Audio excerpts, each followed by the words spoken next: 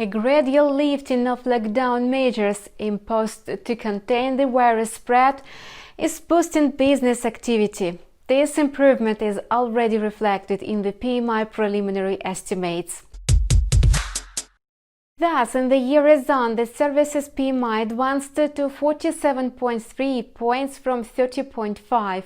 At the same time, the eurozone manufacturing PMI jumped to 46.9 points from 39.4. As a result, the composite PMI rose to 47.5 from 31.9 in the previous period. Moreover, the figures are significantly above the forecasts. In the UK, the sharpest increase was also recorded in the services sector. Thus, the indicator soared to 47 points from 29. At the same time, the UK manufacturing PMI climbed to 50.1 points from 40.7, breaking the 50-point threshold, which separates growth from contraction. Of course, the composite PMI moved up to 47.6 points from 30 points. The data also exceeded the forecasts. Such a confident rise in the business activity led to an advance in the euro and the pound sterling.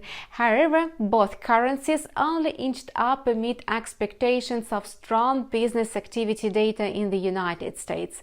In other words, the US dollar has all chances to recoup its losses. Moreover, the US national currency can be boosted by the new home sales figures. The indicator is forecast to climb by 2.5%. It's a real jump under the current conditions. However, there is a possibility of a decline. The fact is that yesterday's report showed a drop in the US existing home sales. The situation is deteriorated by a large amount of home mortgage delinquencies. In this case, the US dollar will not have reasons to gain in value. Let's take a look at the euro-dollar chart. Yesterday, the pair approached the level of 1.1250 and slowed down. It's the second upward correction. The fact is that a large number of long positions may stop the resumption of the downward movement. According to the chart, the euro-dollar reached the level of 1.13 and slowed down. Then it pulled back from the two-digit doji candlesticks. Holding of long positions may prevent the pair from resuming the downtrend. The process could be stopped if the price consolidates above 1.1350 on the 4-hour chart. The short-term fluctuation near the level of 1.13 may trigger accumulation around 1.1280 and 1310. Thus, buy positions could be opened above 1.1310 with the target level at 1.1350 and 1380. Sell deals could be initiated below 1.1280 with the target at 1.1235 and 1200.